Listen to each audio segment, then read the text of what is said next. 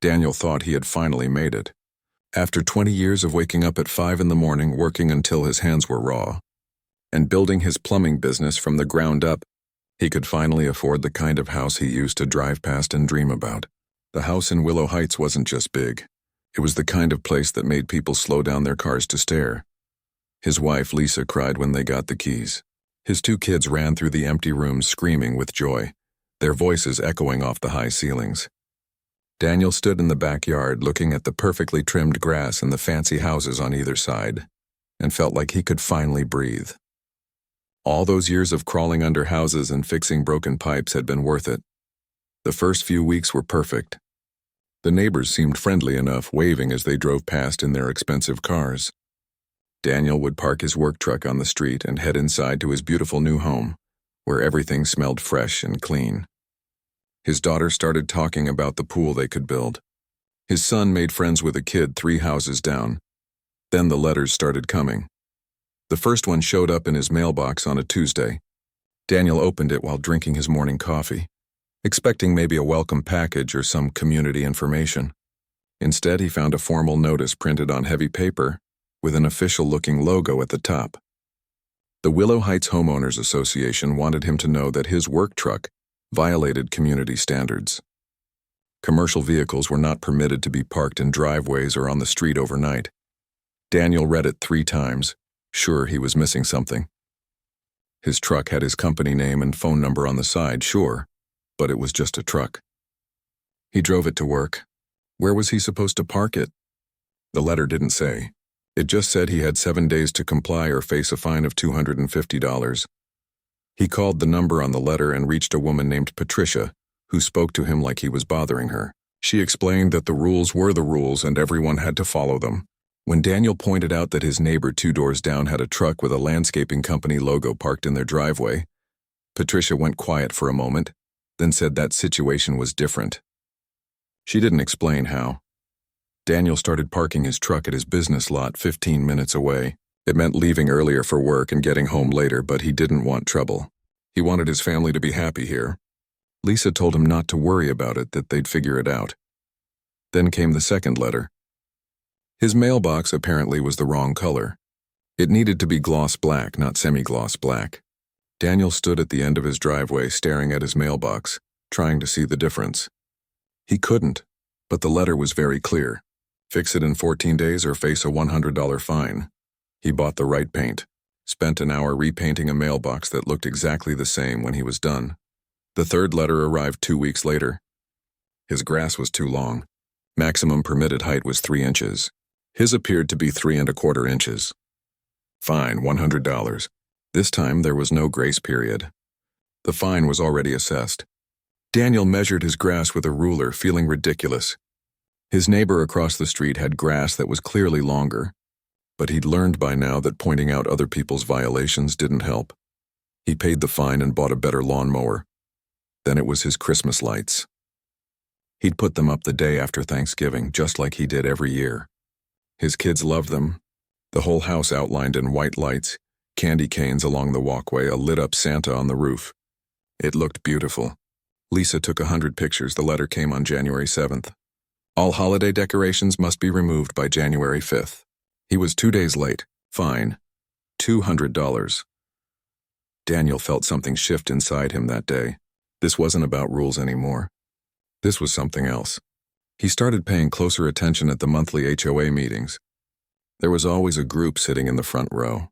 5 people who seemed to run everything.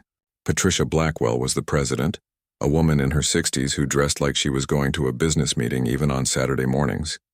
She'd made her money in real estate, someone told him, inherited a fortune and multiplied it. The others were couples mostly. The Thorntons, the Yates, and a guy named Richard Chen who owned something related to tech. They all lived in the biggest houses in the development. Houses that made Daniel's place look modest. $5, $6, $7 million properties with gates and fountains and security cameras everywhere. And they made all the decisions. Every vote seemed to go their way. Every rule seemed designed to protect their view, their property values, their idea of what the neighborhood should look like. Daniel kept his head down and followed the rules. Every single one. He measured his grass twice a week. He checked the paint on his mailbox. He made sure his trash cans were exactly where they should be, and only put them out on collection day exactly when permitted. It didn't matter. The letter about his wife's garden came in April. Lisa had spent weeks planning it, reading books about vegetables, ordering seeds online. She'd turned a corner of their backyard into neat rows of tomatoes, peppers, lettuce, and herbs. The kids helped her water it every evening. It was one of the few things that made her smile after Daniel's long work days and all the stress of the HOA letters. The garden violated the community's aesthetic standards, the letter said. It was visible from neighboring properties and detracted from the uniform landscape design. It had to be removed within 30 days. Fine, $2,000. Daniel called an emergency meeting with Patricia Blackwell. She agreed to see him at her house, a massive white mansion with columns that looked like something from a movie. She met him at the door and didn't invite him in. "The rules are clear," she said, arms crossed. "No vegetable gardens visible from neighboring properties." "My neighbor has a garden," Daniel said, trying to keep his voice steady. "3 houses down. I can see it from the street." "That's different," Patricia said. "How is it different?" "They received approval through the proper channels." "What channels?" "I'll apply right now." Patricia smiled, and it wasn't a kind smile. "The approval process is at the discretion of the board. We don't believe your property is suitable for such an exemption." That's when Daniel understood. This wasn't about grass height or mailbox colors or vegetable gardens. This was about him. They didn't want him here. He was a plumber who worked with his hands. He drove a truck with his business name on it. He hadn't inherited his money or made it in real estate or tech. He'd earned it by fixing other people's broken toilets. He went home and told Lisa what happened. She cried, not because of the garden, but because she'd hoped this place would be different. Their kids asked why the mean lady didn't like them. Daniel hired a lawyer the next day. The lawyer reviewed all his letters and the HOA bylaws and shook his head. "They're targeting you," he said. "But they're doing it legally, sort of. We can fight it, but they have a lot more money than you do, and they know it." The lawyer was right. The HOA filed a lien against Daniel's house for unpaid fines. The amount had grown to $15,000, including late fees and legal charges. They threatened foreclosure if he didn't pay within 60 days. Daniel couldn't sleep. He'd lie awake at night staring at the ceiling, listening to his wife breathe beside him, and feel rage building in his chest like pressure in a pipe about to burst. These people were trying to take everything from him. His home, his peace, his family's happiness, and there was nothing he could do about it. Or so he thought. It was at one of the terrible board meetings, sitting in the back row while Patricia and her friends voted on new restrictions, that Daniel overheard something interesting. Patricia was on her phone in the lobby before the meeting started. She was complaining about her shower. Weak water pressure, strange noises in the pipes. She'd had someone out to look at it, but they couldn't figure out the problem. Daniel's ears perked up. He'd been a plumber for 20 years. He knew pipes like some people knew computers. Over the next 2 weeks, he paid attention. Richard Chen mentioned at a meeting that his toilets were taking forever to fill. One of the Thorntons complained about brown water coming out of their taps for a few seconds when they first turned them on in the morning. Daniel knew what all those symptoms meant. And suddenly, he was very interested in learning everything he could about Willow Heights' water system. The lawyer bills were piling up on Daniel's kitchen table. $3,000 already, and they hadn't even gone to court yet. Lisa stopped opening the mail because every envelope seemed to bring more bad news. Either it was another fine from the HOA or another invoice from the attorney. Daniel's business was suffering too. He'd always been the kind of guy who showed up on time, did the work right, and didn't leave until the customer was happy. But now he was spending half his time on the phone with lawyers or digging through HOA documents or sitting in pointless meetings where Patricia Blackwell and her friends shot down every reasonable thing he proposed. His employees noticed. His customers noticed. One of his longtime clients, a property manager who usually gave him tons of work, called to say she was going with someone else for a while. "You seem distracted, Daniel," she said, not unkindly. "Get your head sorted out and call me when you're ready." He was losing everything, and for what? Because he'd planted some tomatoes and painted his mailbox the wrong shade of black? But the more time Daniel spent in that community, the more he noticed things. He'd always been observant. You had to be in his line of work. A good plumber could walk into a house and spot problems other people missed. A slight discoloration on a ceiling that meant a slow leak. A sound in the pipes that told you something was about to break. And Willow Heights' water system had problems. Daniel started doing research. Willow Heights wasn't connected to the city water supply like most neighborhoods. When the development was built 12 years ago, the developer had installed a private system. It was fancy, expensive, and completely self-contained. There were pumping stations, filtration systems, storage tanks, and miles of underground pipes serving all 47 houses. The county had blueprints on file. Daniel went down to the records office and spent an afternoon going through them, taking pictures with his phone. He told the clerk he was a homeowner doing his due diligence, which was true technically. What he saw in those blueprints fascinated him.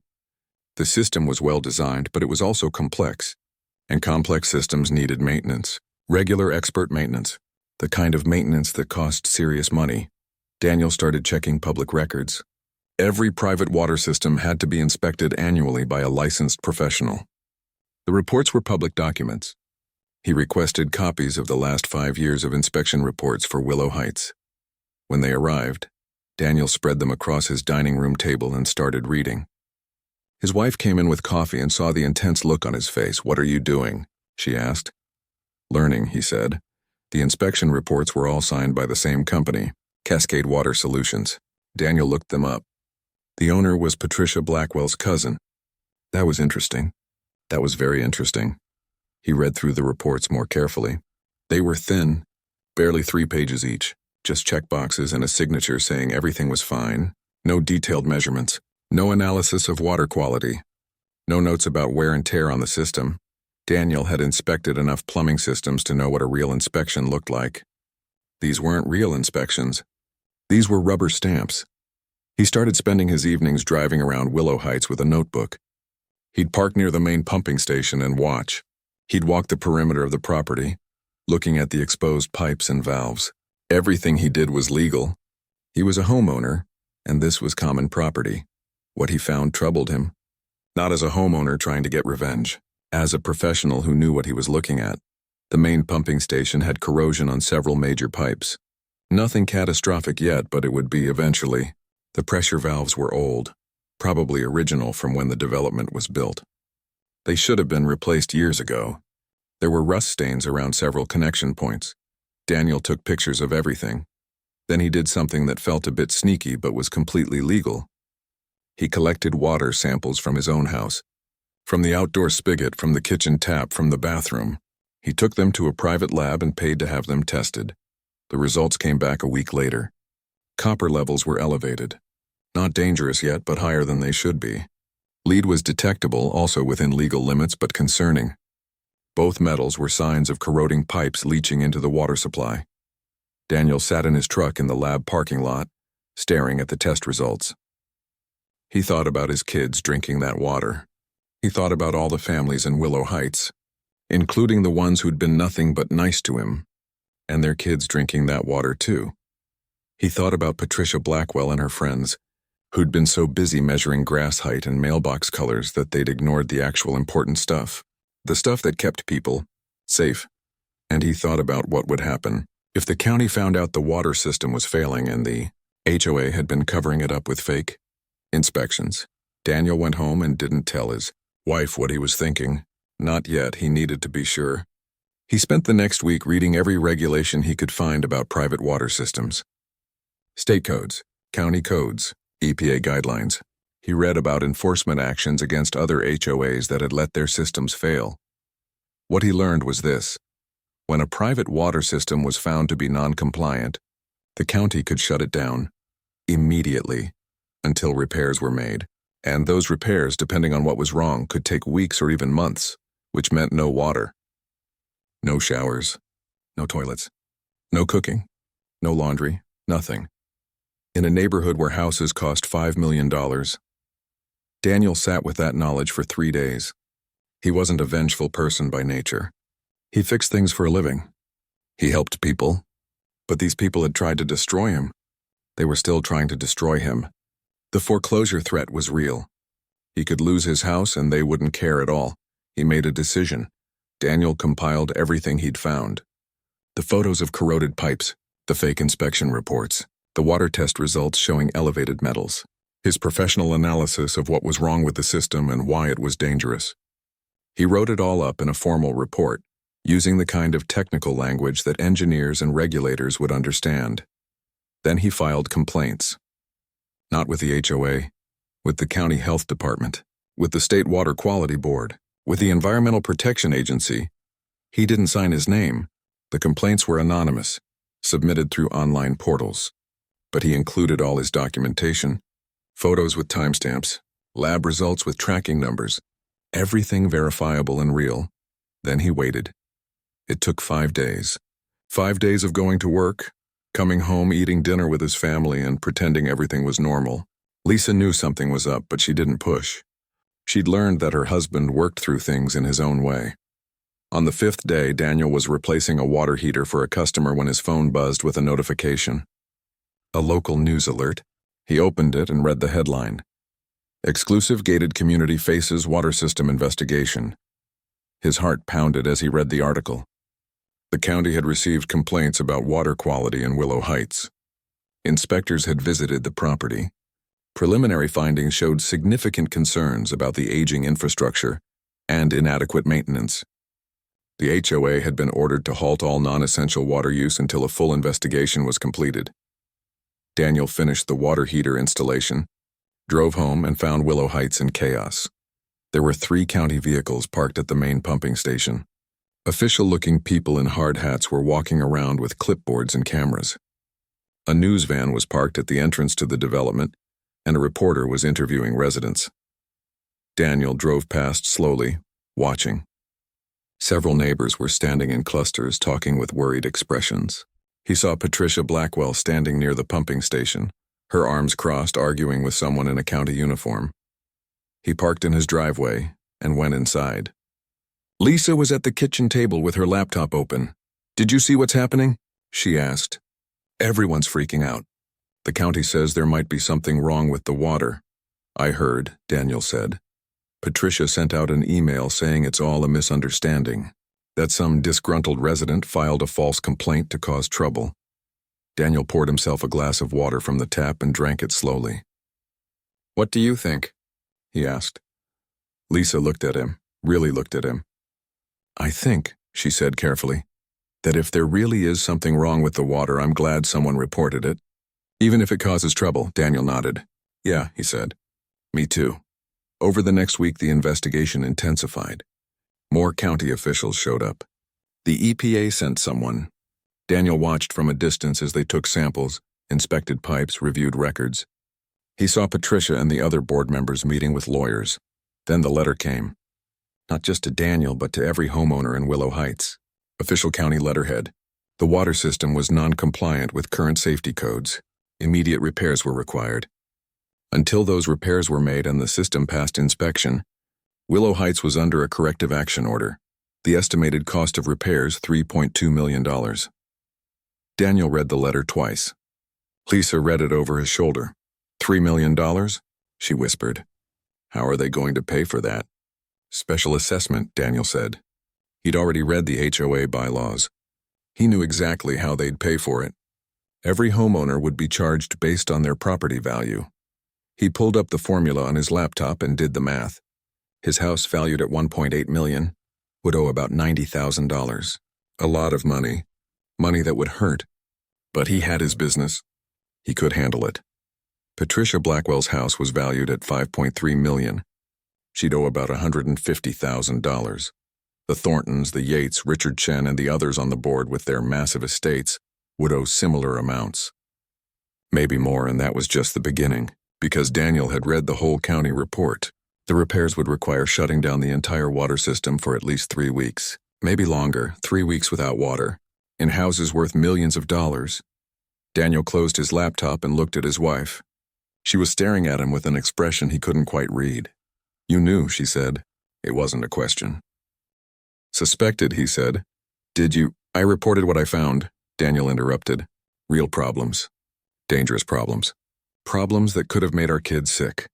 Lisa was quiet for a long moment. Then she reached across the table and took his hand. Good, she said. Outside, Daniel could hear neighbors talking in loud, angry voices. Someone's car alarm was going off. In the distance, he heard Patricia Blackwell's voice rising above the others, shrill and panicked. The water hadn't even been shut off yet, and the neighborhood was already falling apart. Daniel squeezed his wife's hand and smiled. The emergency HOA meeting was packed. Every seat filled. People standing along the walls, voices overlapping in angry confusion. Daniel sat in the back row, same spot he always took, saying nothing. Just watching.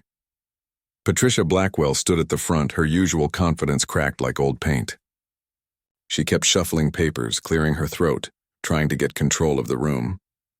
The other board members sat behind the main table, looking like they'd rather be anywhere else.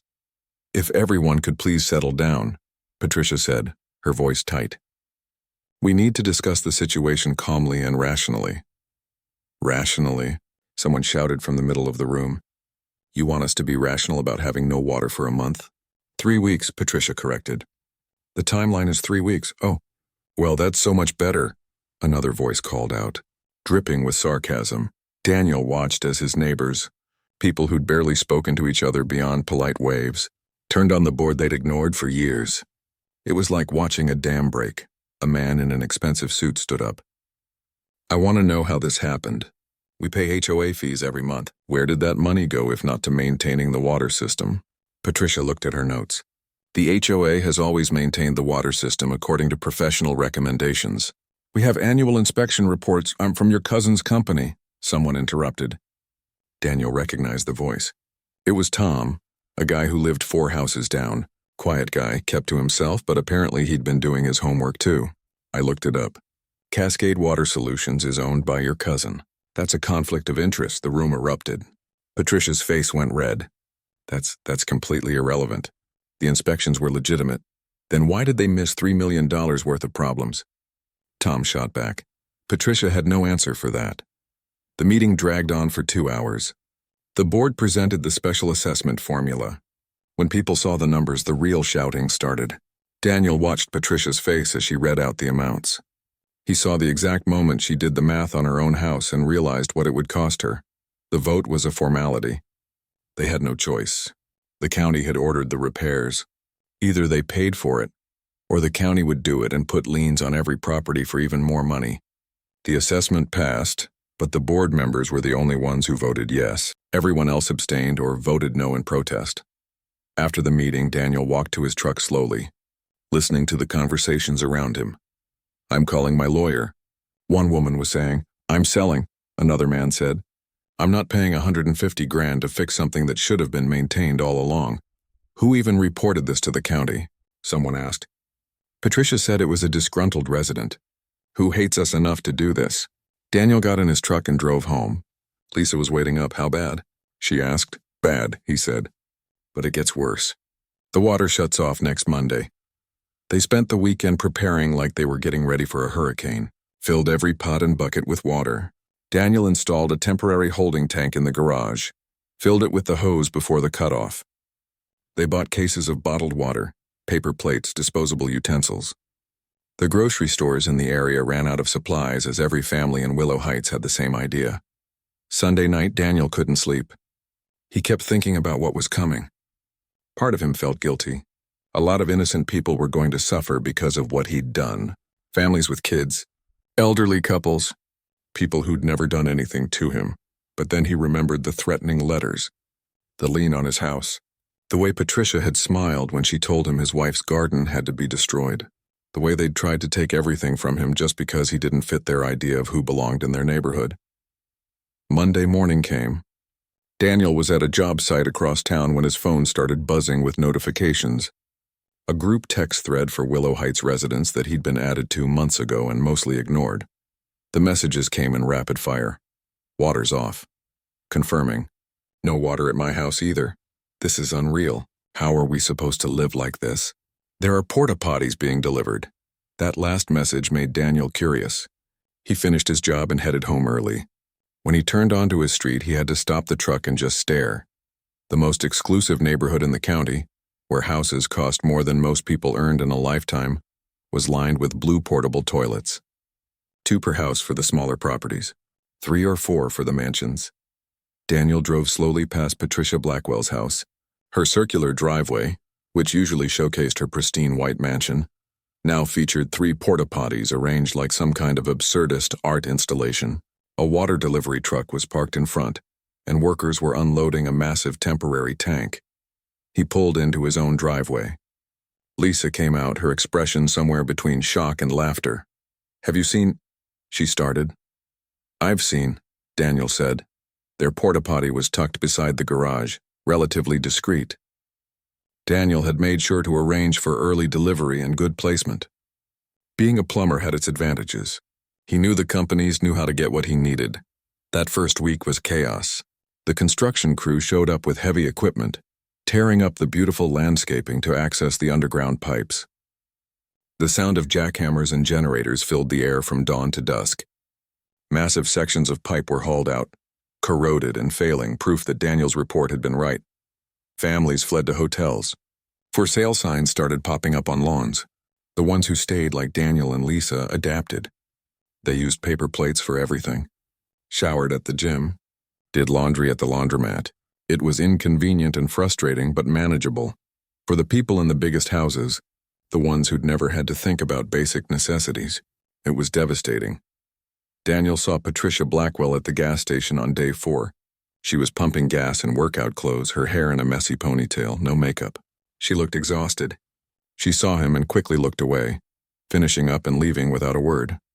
Richard Chen moved his family to a hotel after 2 days. The bill would run him $15,000 for 3 weeks. But he couldn't stand living like a camping trip in his $7 million house. The Thorntons hired round-the-clock security and abandoned their property completely. Worried about break-ins while it sat empty, that cost them $20,000. Meanwhile, Daniel kept working, kept coming home, kept living his life with minimal disruption. His kids thought it was an adventure, like they were pioneers. They told their friends at school about using porta-potties and heating water in pots for washing, but Daniel wasn't done. He'd been doing more research during those quiet evenings while the neighborhood fell apart around him. The HOA's financial records were semi-public. Members could request them. Daniel requested 5 years of records and spent his evenings going through every line item. What he found made his hands shake. Board member compensation. $2,000 per month. Per person. For 5 board members. That was $10,000 a month, $120,000 per year, going to Patricia and her friends just for running the HOA. Daniel went back to the HOA bylaws. Read them cover to cover. Then he read them again. Section 7.3. Board service shall be voluntary. Board members may not receive compensation for their service except for reimbursement of actual expenses incurred in the performance of their duties. He pulled out a calculator. 5 years, 5 board members, $2,000 per month each, $600,000, paid to people who weren't supposed to be paid at all. Daniel made copies of everything, the financial records showing the payments, the bylaws saying they were illegal. He put it all in a folder and set it aside. Not yet. The timing had to be right. The water system repairs dragged into week 2. The crew had found more problems once they started digging. Pipes that looked okay from the outside were corroded on the inside. The main pumping station needed a complete overhaul. The 3-week timeline stretched to 4 weeks, maybe 5. More families moved out, either to hotels or just selling and leaving for good. The for sale signs multiplied. Daniel counted them one evening during a walk. 14 houses on the market. In a neighborhood that usually saw 1 or 2 sales per year, 14 houses for sale at once was a catastrophe. Property values were plummeting. The first house sold for 20% below its previous appraisal. The second went for even less. People were desperate to get out. Patricia called another emergency meeting. Only about half the residents showed up. Most were too fed up or had moved to hotels too far away to bother. I want to assure everyone that the board is working tirelessly to resolve this situation, Patricia said. She looked terrible. Weight loss, dark circles under her eyes, a tremor in her voice. I resolve it? Someone shouted. You caused it! You took our money and let the system fall apart. We followed professional advice. From your cousin! The meeting dissolved into arguments. Patricia tried to maintain order, but she'd lost all authority. People were talking over her, ignoring her, walking out mid-sentence. Daniel sat in the back, silent as always. He waited until the room had mostly cleared, Then he walked up to where Patricia was gathering her papers with shaking hands. "Patricia," he said quietly. She looked up, and for a second, he saw real fear in her eyes. "What do you want?" "I want to show you something," he said. He pulled out his folder, opened it to show her the financial records, the highlighted payments, the bylaws that made those payments illegal. Patricia went pale. "Where did you get those?" "Public records. Member requests. All perfectly legal." He closed the folder. $600,000. 5 years of payments that violate your own bylaws. I wonder what the state attorney general's office would think about that. She grabbed for the folder, but Daniel pulled it back. "I haven't decided what to do with this yet," he said. "Just wanted you to know I have it. Wanted you to know that while you were busy measuring my grass and finding me for Christmas lights, I was paying attention to things that actually mattered." He turned and walked out, leaving Patricia standing there frozen. That night, Daniel got a call from an unknown number. He almost didn't answer. "Hello? This is Patricia Blackwell." Her voice was small, defeated. "What do you want, money? I'll withdraw the lien on your property. I'll dismiss all your fines. Just please don't report this." Daniel looked at his wife, who was watching him with curiosity. "I'll think about it," he said, and hung up. Lisa waited for him to explain. "She's scared," Daniel said. "Good, she should be." Week 3 without water felt like a war zone. The beautiful streets of Willow Heights were torn up. Construction equipment everywhere. Workers in hard hats tracking mud across driveways that used to be pristine. The sound of drilling and hammering started at 7 in the morning and didn't stop until dark. Daniel drove past the Thorntons' house on his way to work and saw weeds growing in their flower beds. Actual weeds. In a neighborhood where people got fined for grass being a quarter-inch too long, no one was maintaining anything anymore because no one cared. The community was falling apart. The water delivery trucks came twice a day, filling temporary tanks that sat in yards like ugly metal sculptures. Some families had given up and just moved out entirely, even if their houses hadn't sold yet. Empty properties with for sale signs and overgrown lawns. Daniel's business was thriving, though. Ironic, really. Half the people trying to sell their houses needed plumbing inspections for potential buyers. Daniel's phone rang constantly. He had to hire another worker just to keep up with demand. Lisa had settled into a routine. She'd actually started enjoying the slower pace, the simpler life. "It's kind of nice," she told him one evening while they were heating water on the stove for dishes. "We appreciate things more. The kids complain less. It's like we all remembered what actually matters." Daniel knew what she meant, but he also knew this wasn't over. Patricia called him 3 more times that week. He didn't answer. He let her leave voicemails, each one more desperate than the last. She offered to resign from the board. She offered to pay him directly. She offered everything except what he actually wanted, which was for her to understand what she'd done wrong. Then the news story broke. Daniel was installing a new water heater when his phone buzzed with a news alert. He almost dropped his wrench. The headline read, "Exclusive Investigation. Luxury HOA Board Accused of Financial Misconduct." He sat down on his customer's basement floor and read the article. Someone had leaked information to a reporter about the board payments. Not Daniel. Someone else must have been digging through records, too. Or maybe Patricia had told someone and it had spread. The article laid it all out. 5 board members, each receiving $2,000 per month for years, despite bylaws that prohibited compensation. The reporter had interviewed a lawyer who specialized in HOA law. "This is a clear violation," the lawyer said in the article. "If these payments were made knowingly, it could constitute embezzlement."